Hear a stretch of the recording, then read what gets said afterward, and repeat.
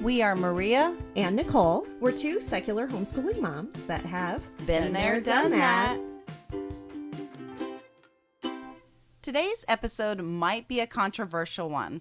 As seasoned homeschoolers, we've noticed that the pandemic and sudden influx of homeschoolers over the last few years has unfortunately attracted some nefarious and predatory companies into the curriculum market. But we also know that there are a lot of differences in types of homeschoolers in general. We're not a homogenous bunch by any stretch, and so it's important to be able to sift through the enormity of the information that's out there to just find the perfect fit and path for your family. At the end of the day, we could all be homeschooling for completely different reasons, but we still don't want to see anyone fall prey to a scam or spend money on a program or organization that's not going to be a good fit or helpful to their family. And today we're going to be breaking it down for you. We'll be talking about what HSLDA is and whether you should join. We'll also be talking about the differences between religious, secular, and inclusive, and ways to figure out if a group is a right fit for your family. And as usual, we want to stress that our podcast is an inclusive space for your everyday parents that are looking for education options. We are not here to convince you to homeschool. We want to stress that you need to do what works for your child and for your family. Every family's different. Absolutely. And you know your children best. So feel free to take what advice or information you get from here that works for you and chuck the rest. Good morning, Nicole. Good morning, Maria. How's it going today? I'm doing great. It is early today. We normally don't record this early. I know. I am hitting the road today to travel up to St. Louis, so I had to get it done. Yeah, get your daughter back to college. And we kicked off our homeschool. Last time we talked about that, I was about to start school. Yeah. And we did. And it only took me almost 20 years. I got it right. Like it was a perfect start to our.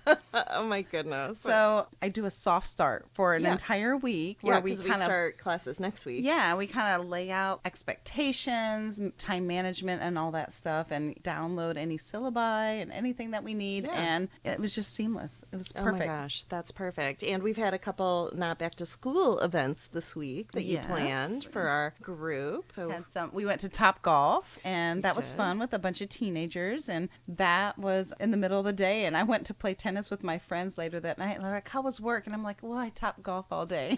Yeah, that was an easy breezy lifestyle. We're just golfing and then tennis and then awesome. Yeah, no, it was good. Everything's going really well with school, so I'm always excited at the start of a school year. I am too, and I just saw on another webpage yesterday, homeschool meme, and it was actually a quote from Susan Wise Bauer. I'm not sure where she made it or when, but it said, "Everybody wants to give up in October and February."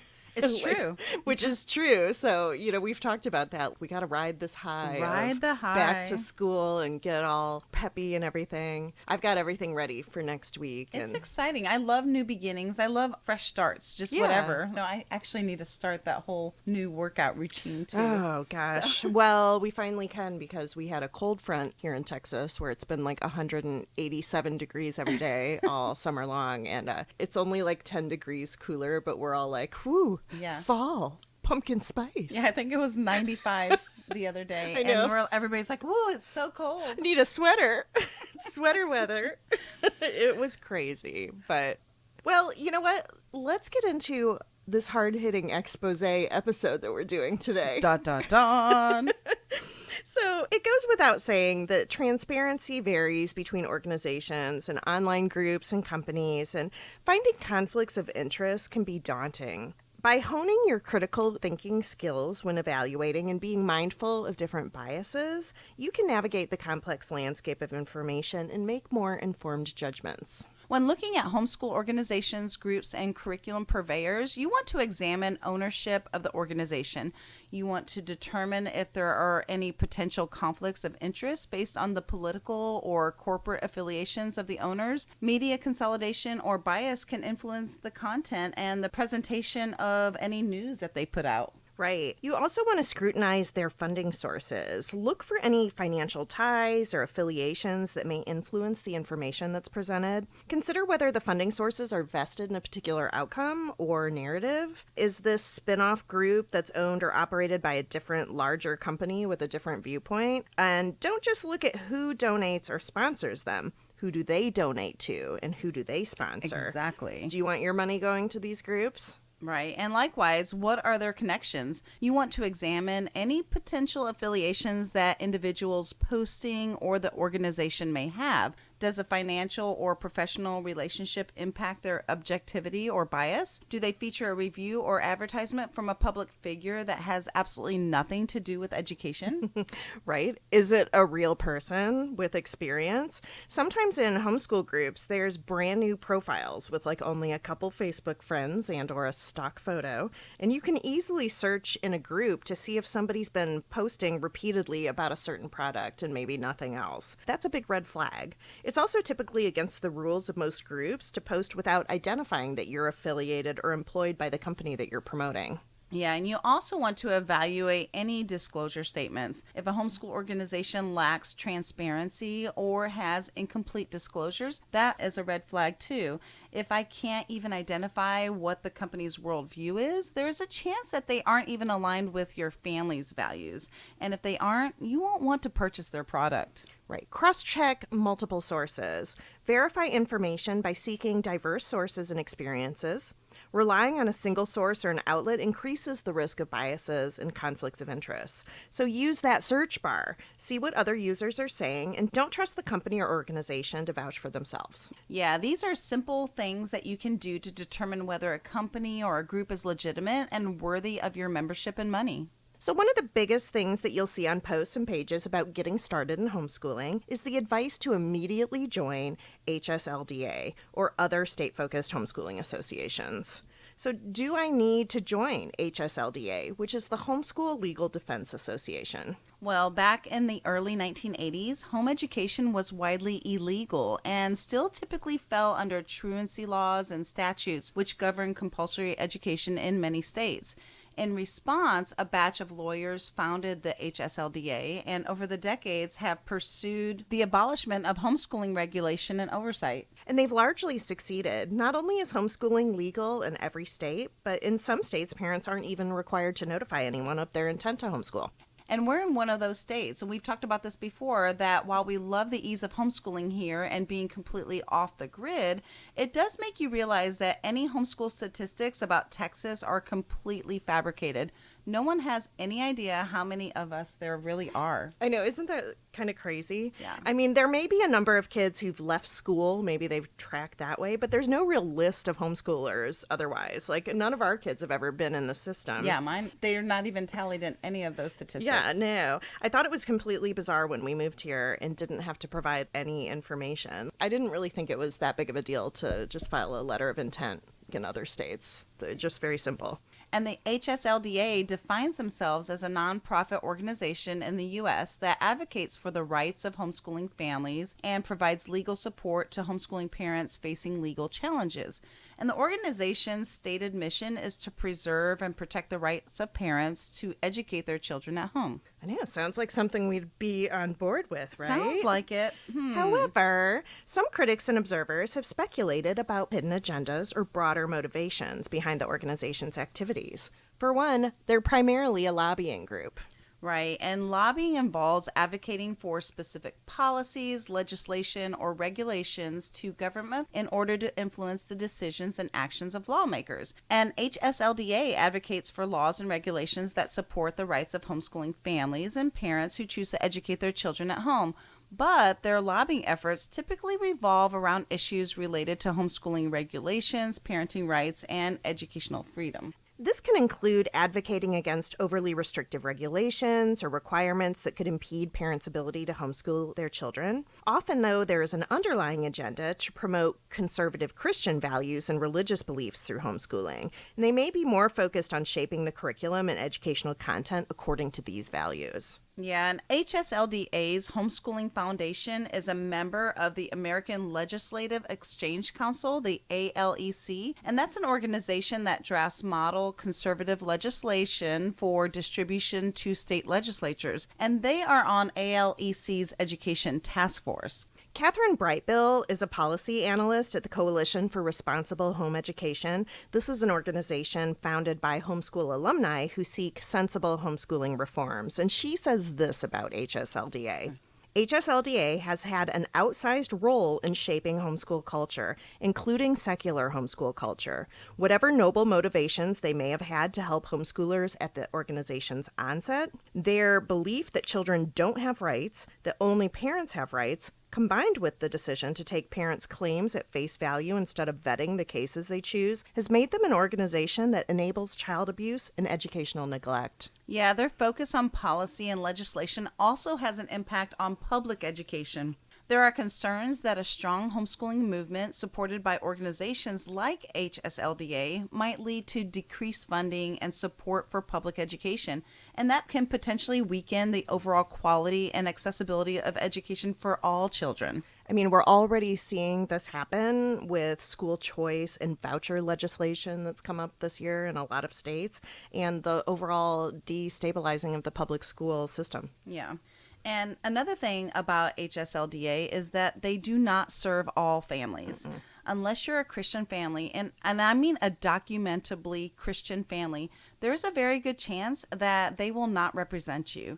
They will take your money, but they will not represent you. And over the years, I have personally known 3 cases, and actually probably more than 3 at this point, where they refused to help families whose money that they took, because when the family asked for help, they decided that that family wasn't the right type of family for them to represent. And it's so important for anybody giving money to them to know that your membership dues put them under absolutely no obligation whatsoever to give you any legal aid. There's no guarantee, there's no policy in place that your membership money entitles you to any legal defense whatsoever. They can choose to represent you or not for any reason that they see fit. And the thing is that in a majority of states, the homeschooling regulations are relatively simple. If you get confused or you run into minor trouble, most states have a statewide organization that can help you. It's very rare for people to actually run into trouble with the state over homeschooling. But if you do, it's likely you would have to get your own lawyer anyway. Like here in Texas, like the Department of Family Services, they're not going to investigate a family just because of homeschooling. And that's like a fear that people are always talking about. But I mean, we've homeschooled for a long time. And like 30 years between the two of us, Nicole. Right. And like you never really hear this happening, or when it is, it's not because of homeschooling. Right. It's because of another issue. Well, and this is actually probably one of the good things that came out of COVID is that the abundance of homeschoolers is becoming more and more common and less weird for the common person to know about it or know somebody who is homeschooling. Another thing about HSLDA is they have a particular agenda and a particular view of homeschooling to advance. They have an extremely conservative political agenda and stick their nose into issues that have absolutely nothing to do with homeschooling. In particular, they are anti-gay. They have never been subtle about their dislike of the LGBTQ people or their impassioned advocacy to ensure that LGBTQ communities are denied human rights and education. In 2004, HSLDA promoted a constitutional amendment that would ban gay and lesbian couples from not only the institution of marriage, but also civil unions. We are inclusive homeschoolers and we embrace the LGBTQ community, and it is a slap in the face after so much work has been done in these communities to create equal opportunities for all families. Yeah. Another thing is they use fear tactics to drive membership. I can't tell you how many times I've seen posts from or about HSLDA that describe some crazy homeschooling story and how HSLDA had to step in and save the day and fix it. And then everyone's like, this is why you should join. This is exactly why I pay my membership fees. I don't know if you remember that German family like several years ago. That whole, they sought asylum, they got deported. It made national news, but there was way more to the story than what was presented. It really was not. It was not like exactly a homeschool family in peril. Right. Social workers and child protective services were consistently portrayed as evil and people who abuse their power. HSLDA has used resources like the court report and email alerts and Facebook posts to fuel fear and distrust of government. They act like you're facing certain doom if you don't have their protection, but the reality is you don't need them. They just want you to think that you do. And the trouble is, HSLDA essentially worked itself out of a job. So long as homeschoolers follow whatever regulations exist in their states, and these do vary from nothing at all to requiring annual portfolios, these families are completely fine when they follow these rules. They don't need legal insurance. It's not the 1980s anymore. Right. There's also a concern that they kind of cater to parent rights extremism. While HSLDA primarily focuses on homeschooling rights, some critics suggest that the organization's advocacy for homeschooling rights might be part of a broader agenda to expand parental rights, potentially including the right to make medical decisions for children, even in cases where those decisions could have negative health outcomes. They're also known for advocating against government regulation and oversight of homeschooling. Critics contend that the organization's push for minimal government involvement might be motivated by a desire to limit the ability of authorities to ensure that homeschooled children are receiving a well-founded and comprehensive education. Unfortunately, this can also lead to cases of abuse.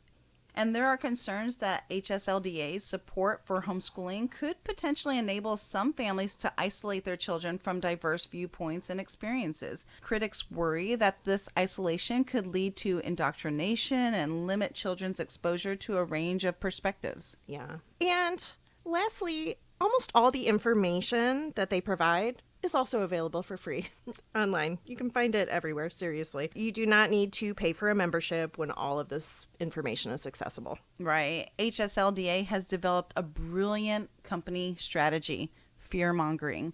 A fear-based decision is not a logical one, and the best way to overcome these fears they have worked so hard to put into our heads is to educate yourself on your state laws, be proactive and your family's advocate. We have a handy guide on our website where we give a summary for each state and link to each state's education department. Join homeschool groups in your area, hone those critical thinking skills, and know that knowing your rights is your family's best defense.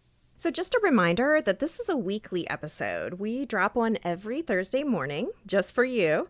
And if you have any additional ideas or comments, please come and comment on our Facebook page, on the episode thread, or send us an email at info@btdthomeschool.com. We'd really love to hear from you. So what does religious, secular, and inclusive really mean? When it comes to homeschooling, the terms secular, inclusive, and religious refer to different approaches and types of educational materials used in curriculum, homeschool groups, and homeschool social gatherings. So here's a breakdown of each category. Nicole? Secular homeschooling materials are those that are not tied to any particular religious belief or doctrine. They focus on providing education from a non-religious perspective, emphasizing a neutral and objective approach to academic subjects. Secular materials aim to be inclusive of various beliefs and worldviews, focusing on facts, critical thinking, and a well-rounded education without religious bias. Yeah, and they're typically ideal for families who want an education without a religious bias or have a diverse range of beliefs. It also emphasizes critical thinking, scientific reasoning, and a well-rounded education. And also, secular materials generally are well suited for families who want to expose their children to a variety of world viewpoints. Yeah.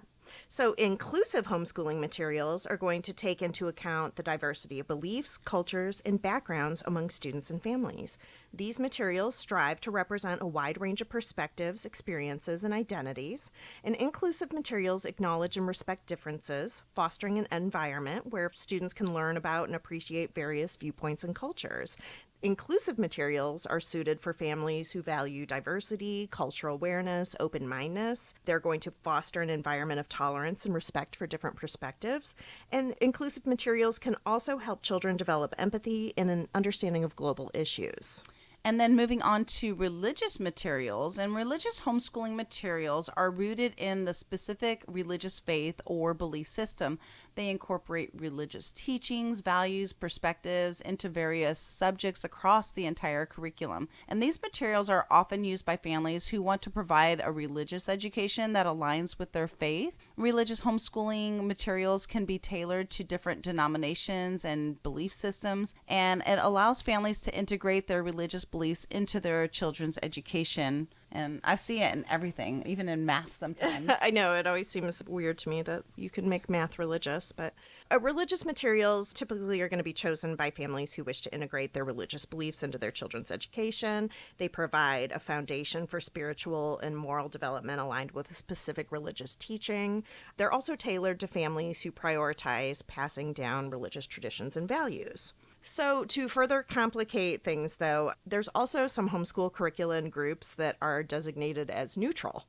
So, while by definition, neutral homeschool materials and groups should refer to educational resources that are free from bias, whether it's religious, political, or cultural, we often find that instead, neutral materials aim to avoid promoting any particular ideology or perspective. So, we see this most often in science curricula, where providers are hesitant to provide facts about evolution so that they may not dissuade people who believe in creation from buying their products, or vice versa. Right. And a secular homeschooler, probably that wouldn't align with them if they want to teach evolution. And if it's completely omitted from the curriculum, how do you do that? Right. But we also see this in religious curriculum companies who may want to market a neutral or a secular program in order to secure more customers.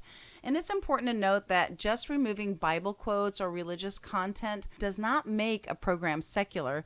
You cannot erase an overall worldview. No, you can't.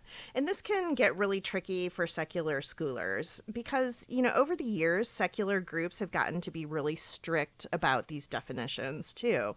And you have to understand that when we both started homeschooling, there weren't a ton of truly secular options out there. We really had to adapt a lot of things, and there might be some things that I'm still okay using because I know and like other parts of the program, or because there's like nothing else like it out there. Right. Yeah, exactly. Like your math curriculum you use. Yeah. But younger homeschoolers have seen the advance of truly secular programs and may be unwilling to compromise. And that's great. We should demand and advocate for the things we want to invest in and get what we want. But sometimes these rules can be so strict or rigid, in my opinion, and I've seen secular providers get deemed not secular for maybe just one small thing. I know. I've seen some throwing of the baby out with the bathwater. I think we should do our best to support other secular providers, but still be open to using what works for your family. I mean, that's the ultimate goal of homeschooling that we talked about all the time here, is catering that individualized education experience. And of course, this disparity isn't just between religious and non-religious materials. You also have to be careful when purchasing religious materials if you're a Christian homeschooler, because these are not all the same either. Yeah, they are not at all. The terms old earth and young earth refer to differing viewpoints of the earth's age and the universe within the context of creationism. And these viewpoints often come up in discussions related to science education, particularly in the homeschooling community. The differences between old earth and young earth perspectives are primarily centered around the interpretation of scientific evidence, geological processes, and religious beliefs. Right. So the old Earth perspective holds that Earth and the universe are billions of years old, as determined by scientific evidence such as radiometric dating, geological layers, and astronomical observations. This viewpoint generally aligns with mainstream scientific consensus and the theory of evolution. And in an old Earth perspective, the creation days described in religious texts may be interpreted as symbolic or metaphorical rather than a literal 24-hour periods. Yeah, in homeschooling materials that incorporate an old earth perspective, you might find references to geological timescales, discussions about fossils, and explanations of the various scientific methods used to estimate the age of the earth and the universe. And these materials typically aim to reconcile scientific understanding with religious beliefs by interpreting religious texts in a way that allows for an ancient earth. Now, the young Earth perspective asserts that Earth and the universe are relatively young, often interpreted as around 6,000 to 10,000 years old, based on a literal reading of certain religious texts. Advocates of this viewpoint reject the scientific consensus on the age of the Earth, and they often reject evolution in favor of creationism. Young Earth proponents may present alternative explanations for geological features and radiometric dating methods, and these are often rooted in the belief of a global flood event. Right. Homeschool materials that follow a young earth perspective might emphasize a literal interpretation of creation accounts, present counter arguments to mainstream scientific theories, and promote alternative explanations for natural phenomena.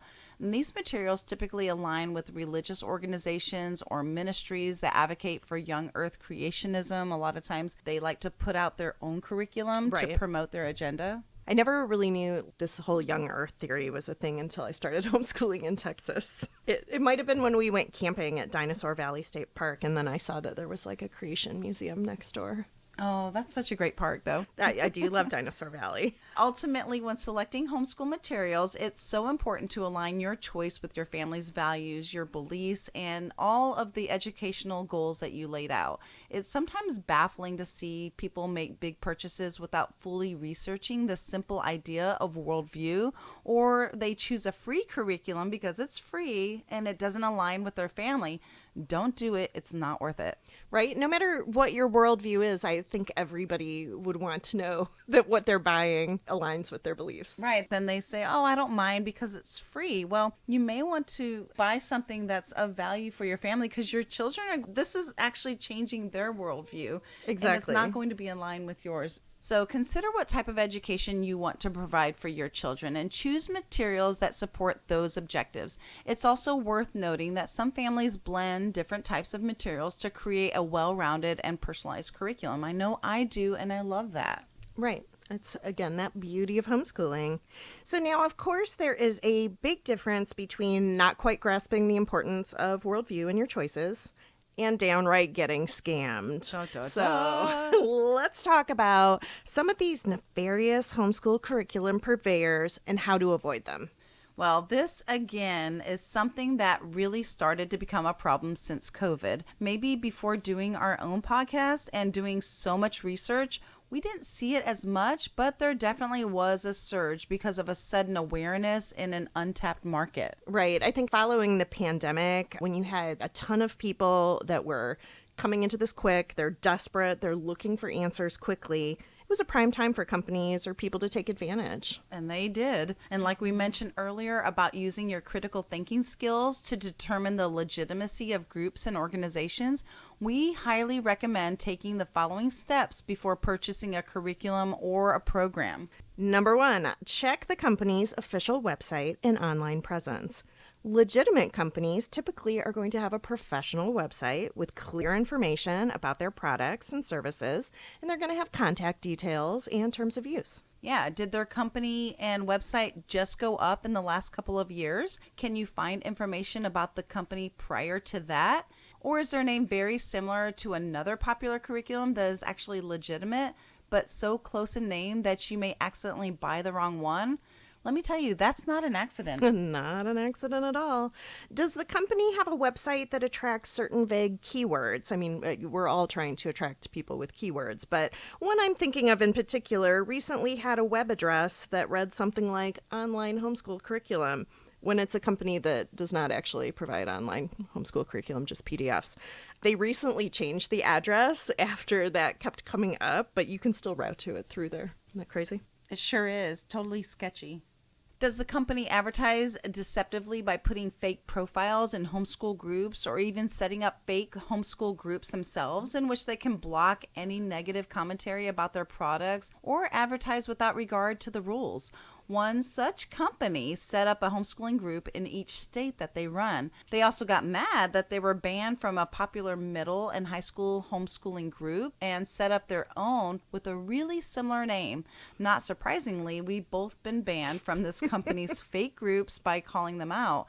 As a matter of fact, when I brought it up to admin that I thought there was some fake profiles and spammers in the group, and then magically the spammers blocked me within a few minutes. So I couldn't even see any of their posts anymore or call them out to warn other people. Right. It's so crazy. It's so crazy. Y'all, there's some serious sketch going on. And I can't tell if it's like one person that does all of it or if they actually hire a bunch of fake people to be these fake profiles.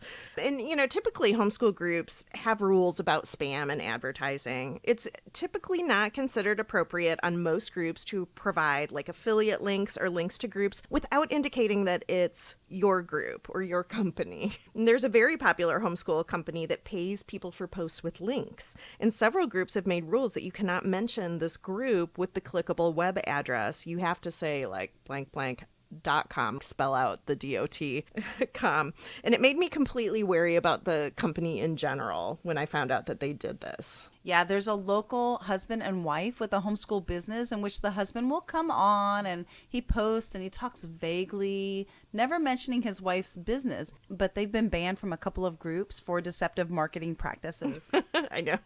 He tried to come at me recently in a comment section on a post and say that I didn't support early college because of my response. And I was like, what are you talking about? Both my kids got associate degrees in high school. I know, that's crazy. But then I was like, but I know you have a vested interest in doing college and high school since your wife owns a company that does this. And he piped down.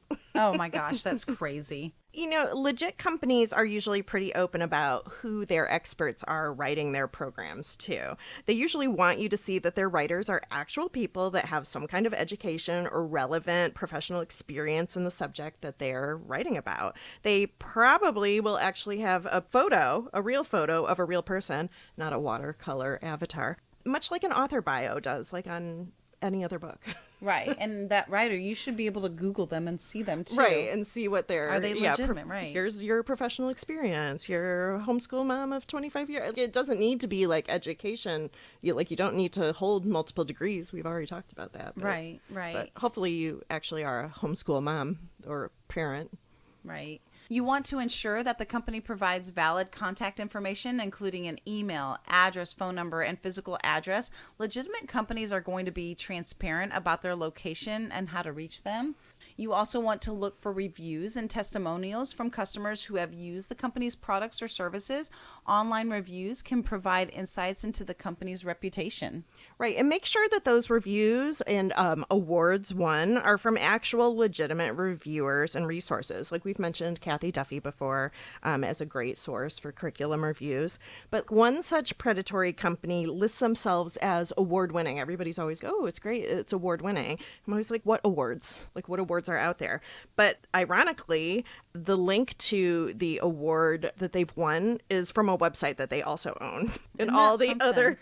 Yeah, it's crazy. And all the other reviewed items are companies that have affiliate links that also benefit from this particular provider, like listing them on there. Like there's no other companies that you would recognize. Crazy. Like unless you know they have an affiliate link. Right. And a lot of people that pull their kids out, they just want to hurry up and buy something. And they see these advertisements because they have plenty of money to advertise. And so that's what they buy. It sucks you in. Yeah, it does. So pay attention to the company's overall professionalism, including the quality of their website, their branding, and communications. Legitimate companies tend to invest in a professional image. A couple of these companies are so easy to pick out once you notice them because not only are they not professional, but they have the same style to everything they put out, from supporting websites, posts, and even their fake profile pictures. I know. Remember when we first kind of stumbled on that one company and we would see their fake profiles, you could tell that they were told, okay, pick a cover photo that's a landscape.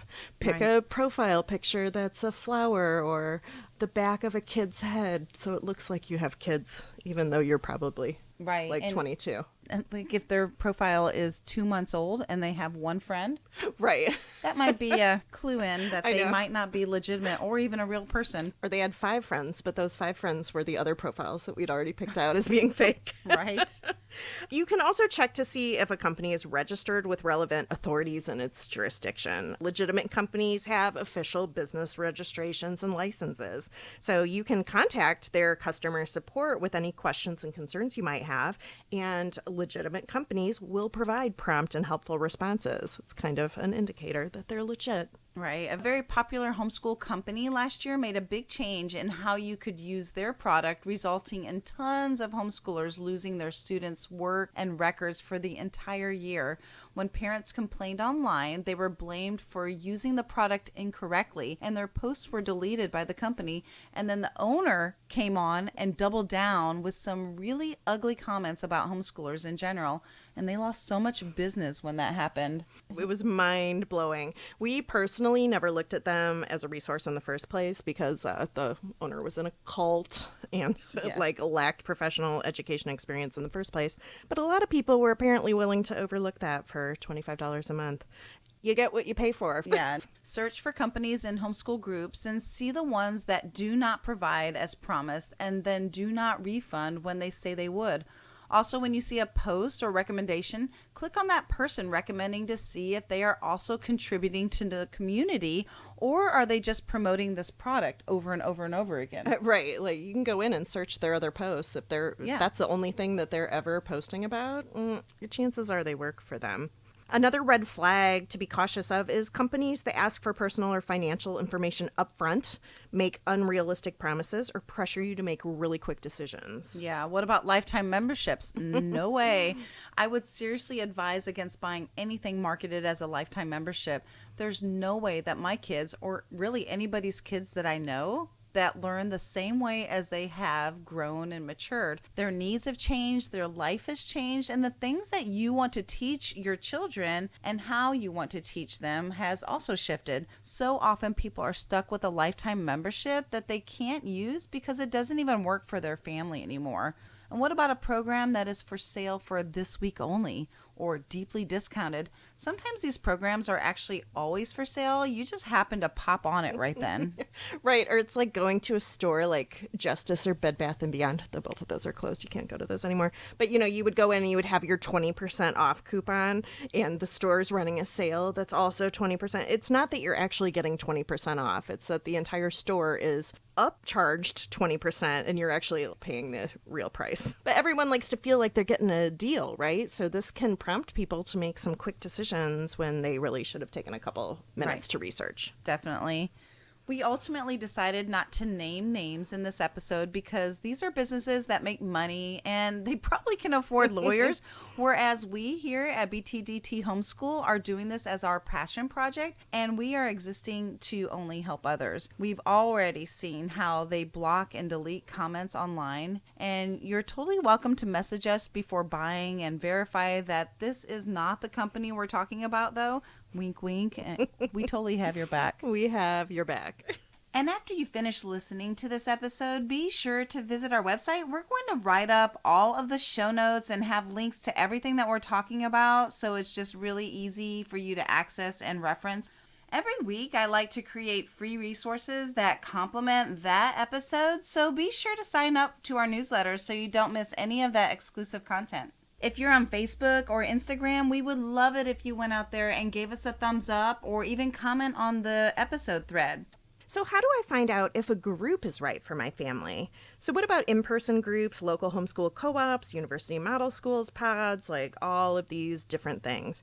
A lot of states have very loose regulations about how many people a person can homeschool, whether you can homeschool with people that aren't your kids, how many students constitute a school and then are then subject to health and other business and insurance regulations. Following the pandemic, a lot of options in alternative schooling and social groups popped up. And so determining whether a homeschool group is the right fit for your family involves careful consideration of several factors.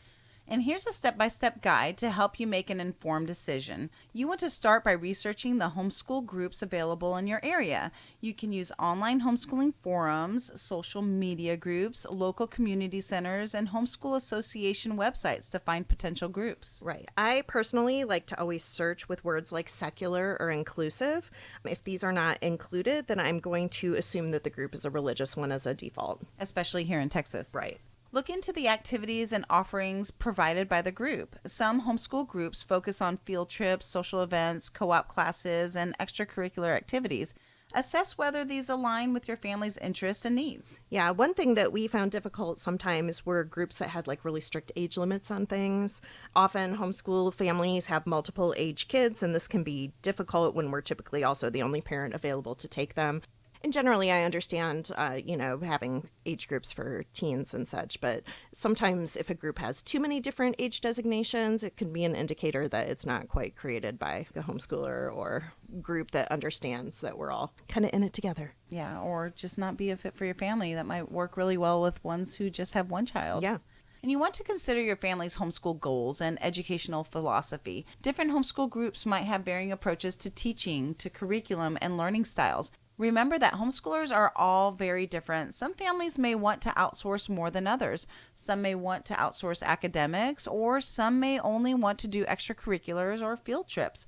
Make sure you are on the same page with the rest of the group. Right. I can tell you from our years in a co-op that it sometimes could be frustrating for kids to be in a class that maybe not everybody takes seriously. My kids were in a writing class one time where they were like the only ones that would ever do the assignment every week. And so the teacher just kept pushing the due dates out because then she couldn't do the project with the kids. And I also taught a book club. Remember my funny book club where I had the kid that kids wouldn't read the book? No, they didn't read the book. And then I finally had like several weeks into the class, some kid was like, "Hey, is this a movie? Because I haven't seen it." That's so funny. So make sure the worldview is a match. Don't sign your child up for a science class that uses Christian content if you want a secular class. Just don't do it. Don't say, hey, I can just tell them otherwise. Right. They're learning, and they're learning things that you don't want them to learn, so don't put them in that. Exactly. Check the membership requirements of the group, too. Some groups may require a certain level of commitment, participation, or financial contribution. Make sure you're comfortable with the group's expectations. Some groups have really strict rules about things like dress code. I left a group over an adult dress code. I personally am not going to be a part of a group that is going to tell me how to dress. But I'm also not going to participate in groups that have rules for girls that are different than the rules for boys. Nope. Many religious homeschool groups require a statement of faith, and I know a lot of people who are so desperate for a social outlet that they're willing to sign this even if they don't believe it. Many times these statements are discriminatory against certain people. Often they are specific anti-LGBTQ statements, and these are not the groups for me. Nope, not me either. Also, check whether the group is inclusive and open to families of different backgrounds, beliefs, and homeschooling styles. A diverse group can enrich your entire homeschool experience. Yeah, and also you want to be careful to look through mission statements. There is a local university model school here that has a very vague inclusion statement that leaves out significant groups of people. So make sure you look at that fine print. Right. Even if their worldview is not clear from there, you can usually kind of catch snippets of it in different places on their websites. You also want to consider the size of a homeschool group. A larger group may offer more diverse activities and opportunities, but it also could be overwhelming for some families. A smaller group might provide a more intimate setting, but with fewer resources. And you don't have to be just part of one. Like, we've been part of several groups through the years, and they all have a little something different to offer. Also, you want to think about the location of the group's activities and events, and consider the distance you want to travel and whether the timing of events fits with your family's schedule. Remember, the myth of socialization, it can be super easy to overschedule yourself with activities. While many of us are willing to drive for awesome things in the beginning, that may not be a workable option for the long term. You also want to check and consider the level of parent involvement required in the group. Some groups might expect parents to contribute in various ways, while others may have a more relaxed approach. I see a lot of people who are always looking for drop-off co-ops. Well, co-op means cooperative, so usually that's going to imply that parent participation is a must. And we've both taught classes at co-ops over the years. Like, don't be afraid of parent participation. It's a really great way to use curriculum that you haven't used yet. Yeah, that you have collecting dust on the Right. bookshelf. Make your kids take your own class. That's what I always did. Yeah, it's kind of a downfall to new homeschoolers. You know, sometimes we buy everything and then we realize we can't do everything. So it sits there and it's really great stuff, but it's like these are opportunities to use that. Do it.